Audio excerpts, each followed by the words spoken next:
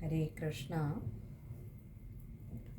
ഭഗവാന്റെ അതിയായ കാരുണ്യം കൊണ്ട് നമ്മൾ 23 ദശകങ്ങൾ ഭഗവാനെ ഓരോ ശ്ലോകത്തിൻ്റേതായിട്ട് അർത്ഥവിചാരം ചെയ്ത് നമുക്ക് ഭഗവാന്റെ പാദാരവിന്ദങ്ങളിലൊന്ന് സ്മരിക്കുവാൻ കഴിഞ്ഞു.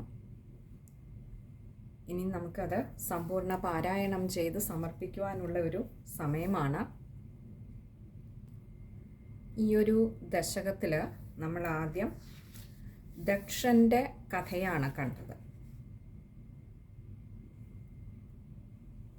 ആ ദക്ഷൻ്റെ കഥയിൽ നിന്നും പിന്നീട് നമ്മൾ ചിത്രകേതുവിൻ്റെ കഥയിലേക്ക് എത്തി. ആ ചിത്രകേതു പിന്നീട് വിദ്യാധരാധിപതിയായി മാറുന്നതും അവിടെ നിന്നും പിന്നീട് ഭഗവാനിലേക്കുള്ള വഴിയിലേക്ക് അത് എത്തുന്നതും പാർവതീദേവിയുടെ ശാപത്താൽ ആ ശാപം പോലും അനുഗ്രഹമായി കണ്ടുകൊണ്ട് വൃത്രാസുരനായി പിറക്കുന്നതും, അങ്ങനെ ആ വൃത്രാസുരൻ പിന്നീട് ദേവേന്ദ്രനുമായി ഒരു യുദ്ധത്തിൽ ഏർപ്പെടേണ്ടി വരുന്നു തുടങ്ങിയ കഥകളൊക്കെ നമ്മൾ കണ്ടു. ഇനി വൃത്രാസുരൻ്റെ ഒരു ജനനത്തിൻ്റെ കഥ പറഞ്ഞാൽ, ബ്രഹ്മാവിൻ്റെ മാനസപുത്രനായിട്ടുള്ള മരീചിയുടെ പുത്രനാണ് കശ്യപൻ. ആ കശ്യപ പ്രജാപതിക്ക് അദിതി, ദിതി എന്നിങ്ങനെ 2 ഭാര്യമാരുണ്ടായിരുന്നതിൽ അദിതിയിലാണ് ദേവേന്ദ്രൻ അടക്കമുള്ള 33 പുത്രന്മാരുണ്ടാകുന്നത്. അതിലെ ജ്യേഷ്ഠപുത്രനാണ് ദേവേന്ദ്രൻ. അപ്പോൾ ദേവന്മാരായി അറിയപ്പെടുന്ന പുത്രന്മാർ അദിതിയിലുണ്ടാവുന്നു. അവരെ നമ്മൾ ആതിഥേയന്മാർ എന്നൊക്കെ പറയാറുണ്ട്. അദിതിയുടെ പുത്രന്മാരായതുകൊണ്ട് ആദിത്യന്മാർ എന്നുമൊക്കെ പറയാറുണ്ട്. ഈ സമയത്ത് ഈ ദേവേന്ദ്രൻ്റെ പ്രവർത്തികളിൽ അനിഷ്ടം തോന്നിയിരുന്ന ഇതേ അദിതിയുടെ തന്നെ ഒരു പുത്രനായിട്ടുള്ള ത്വഷ്ടാവ് ദേവേന്ദ്രനെ വധിക്കുന്നതിന് വേണ്ടി കൊണ്ട് ഒരു അസുര സ്ത്രീയെ, കാരണം ദേവന്മാരിൽ ദേവഗുണം, സാത്വിക ഗുണം കൂടുതലായിരിക്കുമെന്നറിയാം. അവർക്ക് ഇതുപോലെയുള്ള ഈ വധിക്കുക, അങ്ങനെയുള്ള അല്ലെങ്കിൽ ചതിക്കുക, ചതിയിലൂടെ വധിക്കുക എന്നൊക്കെ പറയുന്ന പൊതുവെ കുറവാണ്. അത് പൊതുവെ കാണുക നമ്മൾ അസുരന്മാരിലാണ്. ദിതിയുടെ പുത്രന്മാരാണ് അസുരന്മാരായിട്ട് അറിയപ്പെടുന്നത്. ജ്യേഷ്ഠ സഹോദരിയായിട്ടുള്ള അദിതിയുടെ പുത്രന്മാർ ആതിഥേയന്മാർന്നും അല്ലെങ്കിൽ ദേവന്മാരെന്നും, ദിതിയുടെ പുത്രന്മാരായിട്ടുള്ളവരെ ദൈത്യന്മാർ അല്ലെങ്കിൽ അസുരന്മാരുമെന്നാണ് അറിയപ്പെടുന്നത്. അപ്പോൾ അങ്ങനെയുള്ള ഈ ദേവന്മാരിലെ തന്നെ ഒരാളായ അദിതിയുടെ പുത്രനായിട്ടുള്ള ത്വഷ്ടാവ് ദേവേന്ദ്രനെ വധിക്കുന്നതിന് വേണ്ടി ഒരു അസുര സ്ത്രീയെ ഭാര്യയായിട്ട് സ്വീകരിച്ചു. അങ്ങനെ ആ ഭാര്യയിൽ വിശ്വരൂപൻ എന്നൊരു പുത്രനുമുണ്ടായി. അപ്പോൾ ത്വഷ്ടാവ് ദേവഗണത്തിൽപ്പെടുന്നതാണ്, സാത്വികാംശം കൂടുതലാണ് ജനനം കൊണ്ട്. പക്ഷേ അസുര സ്ത്രീയിലാണ് പുത്രനെ ഉൽപ്പാദിപ്പിച്ചത്. അപ്പോൾ ആ പുത്രനിൽ പക്ഷേ ഈ സാത്വിക ഭാവം കൂടുതലായിരുന്നു. അസുര സ്ത്രീക്ക് തൻ്റേതായിട്ടുള്ള രജോ ഗുണം അല്ലെങ്കിൽ തമോ ഗുണം കൂടുതലാണെങ്കിലും പുത്രനിൽ സാത്വിക ഭാവം കൂടുതലായിരുന്നു. ഒരു ബ്രാഹ്മണ സ്വഭാവം, ഭഗവത് പൂജാദികളിൽ വളരെയേറെ തൽപരനായിരുന്ന വേദവിത്തായിരുന്നു ആ വിശ്വരൂപൻ എന്ന് പറയുന്നത്. ഈ വിശ്വരൂപന് 3 തലകൾ ഉണ്ടായിരുന്നുകൊണ്ട് ത്രിശിരസ് എന്ന പേരിലും വിശ്വരൂപൻ അറിയപ്പെടുകയുണ്ടായി. ഈ വിശ്വരൂപൻ ജന്മം കൊണ്ട്, കാരണം ത്വഷ്ടാവിന് ജനിച്ചതാണ്, അതുകൊണ്ട് തന്നെ ബ്രാഹ്മണനായിട്ടാണ് അറിയപ്പെടുന്നത്. കാരണം ബ്രാഹ്മണരുടേതായ വൃത്തികളിൽ സദാ മുഴുകിക്കഴിഞ്ഞിരുന്നു. അമ്മ അസുര സ്ത്രീ ആയിരുന്നിട്ട് പോലും ആ ഒരു പൂർവ കർമ്മ പ്രാരബ്ധം, ആ ഒരു വാസന നിന്നിരുന്നത് കൊണ്ട് തന്നെ ബ്രാഹ്മണനായിട്ട് തന്നെയാണ് ഒരു ബ്രാഹ്മണന്റെ ജീവിതം നയിച്ചിരുന്ന ആളായിരുന്നു ഈ വിശ്വരൂപന്. അങ്ങനെ ഒരിക്കൽ ദേവഗുരുവായിട്ടുള്ള ബൃഹസ്പതി ദേവേന്ദ്രനുമായി ഒരു ആശയക്കുഴപ്പത്തിൽ ഏർപ്പെടുകയും അങ്ങനെ ബൃഹസ്പതി ദേവേന്ദ്രനെ വിട്ടുപോവുകയും ചെയ്യുന്നു. തൻ്റെ കുലഗുരുവായിട്ടുള്ള ബൃഹസ്പതി തന്നെ ഉപേക്ഷിച്ചപ്പോൾ ഇനിയും തനിക്ക് മുൻപിൽ നിന്ന് വഴികാട്ടിത്തരുന്ന പുരോഹിതനായിട്ടുള്ള ദേവഗുരുവായിട്ട് നിൽക്കുവാൻ ആരുമില്ലാത്ത ഒരവസരം വന്നപ്പോൾ ബ്രാഹ്മണനായിട്ടുള്ള ഈ വിശ്വരൂപനെ, ഈ ത്രിശിരസിനെ തങ്ങളുടെ ഗുരുവായി സ്വീകരിച്ചു. അങ്ങനെ ഗുരുവായിരുന്ന വിശ്വരൂപന് അസുര സ്ത്രീയാണ് തൻ്റെ അമ്മ. അതുകൊണ്ട് തന്നെ തൻ്റെ അമ്മയുടെ സഹോദരന്മാരോട് കൂറു പുലർത്തി പോന്നിരുന്ന വിശ്വരൂപൻ താൻ ചെയ്യുന്ന കർമ്മങ്ങളുടെ, ഹോമാദി കർമ്മങ്ങളുടെയൊക്കെ ഒരു ഭാഗം തൻ്റെ മാതൃ ഭാഗത്തുള്ളവർക്കും കൊടുത്തിരുന്നു. ഇവിടെ ദേവേന്ദ്രൻ്റെ ഗുരുവായിരിക്കുമ്പോൾ ദേവന്മാർക്ക് അതിൻ്റെ ഒരു ഭാഗം കൊടുക്കുന്നത് പോലെ തന്നെ തൻ്റെ മാതൃ സഹോദരങ്ങൾക്കും അല്ലെങ്കിൽ മാതൃഭാഗത്തുള്ളവർക്കും അതിൻ്റെ ഒരു വിഹിതം കൊടുത്തു. തന്നെ സംബന്ധിച്ചിടത്തോളം അമ്മയും അച്ഛനും തനിക്ക് തുല്യരാണ്. അതുകൊണ്ട് തന്നെ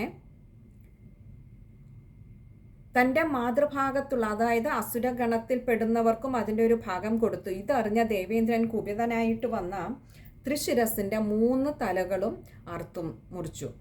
ഇത് അറിഞ്ഞപ്പോൾ ത്വഷ്ടാവിനാകെ ഒരു കോപമായി. കാരണം ഒരു കാരണവുമില്ലാതെയാണ് തൻ്റെ പുത്രനെ വധിച്ചിരിക്കുന്നത്. തൻ്റെ പുത്രൻ പോരായെങ്കിൽ ദേവന്മാരുടെ ഗുരുവും കൂടിയാണ്.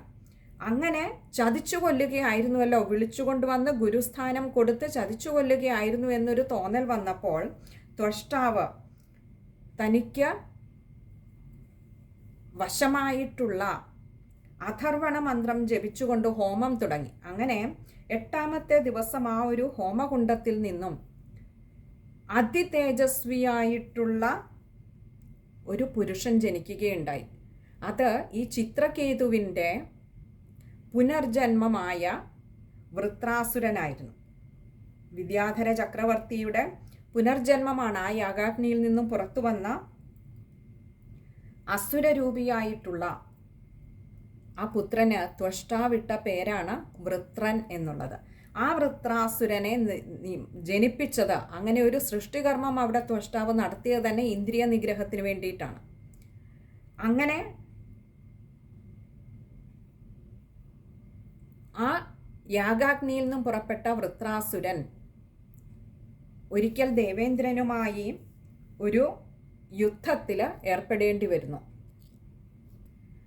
ഇതിനിടയിൽ ദിതിദേവി, അപ്പോൾ തൻ്റെ ജ്യേഷ്ഠ സഹോദരിയായ അതിഥിയിൽ ദേവേന്ദ്രൻ ഉൾപ്പെടെയുള്ള ധാരാളം പുത്രന്മാരുണ്ടായി എന്ന് മനസ്സിലാക്കിക്കൊണ്ട്, നോക്കൂ, ഒരു വശത്ത് ദേവേന്ദ്രനെ വധിക്കുവാനായിട്ട് ത്വഷ്ടാവ് വൃത്രാസുരനെ ഉൽപ്പാദിപ്പിച്ചപ്പോൾ, പുത്രനായി ജനിപ്പിച്ചപ്പോൾ, ഇപ്പുറത്ത് കശ്യപ പ്രജാപതിയുടെ മറ്റൊരു പത്നിയായിട്ടുള്ള ദിതിദേവി, അതിഥിദേവിയുടെ സഹോദരിയായ ദിതിദേവി ദേവേന്ദ്രൻ്റെ പ്രഭാവത്തിൽ അല്പം അസൂയ ഉള്ളിൽ തോന്നിയിട്ട് ആ ദേവേന്ദ്രനെ വധിക്കുവാൻ ഉള്ള ഒരു പുത്രനെ, സമർത്ഥനായ ഒരു പുത്രനു വേണ്ടിയിട്ട് കശ്യപ പ്രജാപതിയോട് അപേക്ഷിക്കുന്നു. അങ്ങനെ ഗർഭം ധരിക്കുന്നു. ആ സമയത്ത്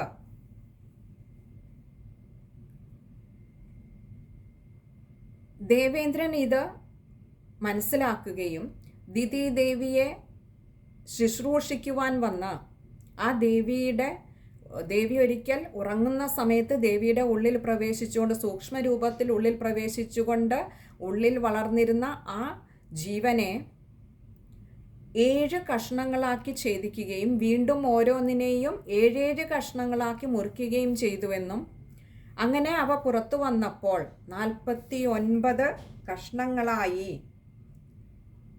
പുറത്തു വന്ന അവയാണ് പിന്നീട് മരുത്തുക്കൾ എന്ന് അറിയപ്പെട്ടത്. അപ്പോൾ ഇങ്ങനെ 2 വശത്തു നിന്നും ദേവേന്ദ്രനെ വധിക്കുന്നതിനായി ഓരോരുത്തർ സൃഷ്ടി കൊണ്ടുവെങ്കിലും, അല്ലെങ്കിൽ ദേവേന്ദ്രനെ വധിക്കുവാനായി ഇവിടെ ദിതിദേവി ഇങ്ങനെ ഒരു കുഞ്ഞിന് ജന്മം നൽകിയെങ്കിലും പിന്നീട് പുറത്തു വന്ന അവർ മരുത്തുക്കളായി അറിയപ്പെട്ട അവർ ദേവേന്ദ്രൻ്റെ സുഹൃത്തുക്കളായി മാറുകയും ചെയ്യുന്നു. ഇപ്പോൾ ദേവേന്ദ്രൻ ഒരൊറ്റ ശത്രു മാത്രമേ ഉള്ളൂ, വൃത്രാസുരൻ. അത് ത്വഷ്ടാവിൻ്റെ പുത്രനാണ്.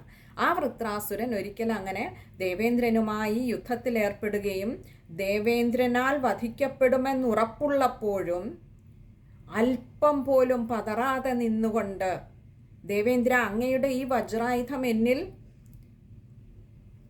പ്രയോഗിക്കൂ, എനിക്ക് ഈ സംസാരസാഗരത്തിൽ നിന്നും മുക്തി നൽകൂ എന്ന് യാതൊരു ഭയവും കൂടാതെ പറഞ്ഞ വൃത്രാസുരനിൽ നിന്നും ആ ശ്രേഷ്ഠമായിട്ടുള്ള ആത്മതത്വത്തെ ശ്രവിക്കുവാൻ കഴിഞ്ഞ ദേവേന്ദ്രൻ പോലും വീണ് നമസ്കരിച്ച വൃത്രാസുരൻ്റെ കഥയായിരുന്നു നമ്മൾ കേട്ടത്. ഇനിയും ഇതൊക്കെ ഭഗവാന്റെ അനുഗ്രഹ ലീലകളാണ് നമ്മൾ കണ്ടുകൊണ്ടിരിക്കുന്നത്. ഓരോരോ തരത്തിൽ ഓരോരുത്തരെയും അനുഗ്രഹിക്കുകയാണ്. ചിത്രകേതുവിൽ നിന്നും വിദ്യാധര ചക്രവർത്തിയിലേക്കുള്ള ഒരു മാറ്റം വലിയൊരു ദുഃഖത്തിലൂടെയായിരുന്നു, പുത്രനെ നഷ്ടപ്പെട്ട ദുഃഖത്തിലൂടെ. ആ ദുഃഖക്കയത്തിൽ നിന്നും കരകയറ്റി ഭഗവാൻ കൊണ്ടുപോയത് ശ്രേഷ്ഠമായിട്ടുള്ള ആത്മതത്വത്തെ ഗ്രഹിച്ച ഒരു വ്യക്തിയിലേക്കുള്ള ഒരു മാറ്റമായിരുന്നു അത്. അവിടെ നിന്നും ഇനിയും അല്പം കൂടി ശുദ്ധീകരിക്കപ്പെടുവാനുണ്ടെന്ന് തോന്നിയപ്പോൾ പത്മനാഭ സഹോദരിയായിട്ടുള്ള ശ്രീ പാർവതീദേവി ഭഗവാന്റെ നിശ്ചയം പോലെ ഒരു ശാപം കൊടുത്തു, അസുരനായി ജനിക്കട്ടെ എന്ന്. അല്പം പോലും കുലുങ്ങിയില്ല വിദ്യാധര ചക്രവർത്തി, സ്വീകരിച്ചു ആ ശാപത്തെ. ശാപമോക്ഷം പോലും ആവശ്യപ്പെടാതെ അങ്ങനെ വൃത്രാസുരനായി ജനിച്ചുകൊണ്ടൊടുവിൽ ഈ സംസാരസാഗരത്തിൽ നിന്ന് തന്നെ മോക്ഷം നേടി ആ വിദ്യാധര ചക്രവർത്തി. ഇനി നമുക്ക് ഭഗവാന്റെ നിശ്ചയം പോലെ ഈ ഒരു ചിത്രകേതുവിനെ ഈ വഴിയിലൂടെയൊക്കെ നടത്തിയ ഭഗവാന് ഒരു സങ്കല്പമുണ്ടായിരുന്നു. ഉയർച്ചയിടത്ത പടവുകളിലേക്ക് ആ ജീവനെ കൊണ്ട് എത്തിച്ചൊടുവിൽ തന്നോട് ചേർക്കുക എന്നൊരു കർത്തവ്യം, എന്നൊരു നിശ്ചയം, സങ്കല്പം ഭഗവാൻ ഉണ്ടായിരുന്നു. നീ ഇതുപോലെ ഭഗവാന്റെ സങ്കല്പമാണിതൊക്കെ എന്ന് അറിഞ്ഞുകൊണ്ട് സദാ ആ ചിന്ത ഉള്ളിലുണ്ടാകണമെന്ന് പ്രാർത്ഥിച്ചുകൊണ്ട്, നടക്കുന്നതും നടത്തുന്നതും എല്ലാം ഭഗവാനെ അവിടുത്തെ സങ്കല്പമാണ്, അവിടുത്തെ നിശ്ചയമാണെന്ന് അറിഞ്ഞുകൊണ്ട് ഭഗവാനെ ഈ 23ാമത്തെ ദശകം സമ്പൂർണ്ണ പാരായണം ചെയ്ത് അവിടുത്തെ പാദങ്ങളിൽ അവിടുത്തെ പ്രീതിക്കായിക്കൊണ്ട്, അവിടുത്തെ അനുഗ്രഹത്തിനായിക്കൊണ്ട്, അവിടുത്തേക്കുള്ള അർച്ചനയായിക്കൊണ്ട് സ്വീകരിക്കണമെന്ന അപേക്ഷയോടുകൂടി പാരായണം ചെയ്ത് സമർപ്പിക്കട്ടെ. സർവത്ര ഗോവിന്ദനാമ സങ്കീർത്തനം. ഗോവിന്ദ ഹരി ഗോവിന്ദ. ദശകം 23 ചിത്രകേതൂപാഖ്യാനം.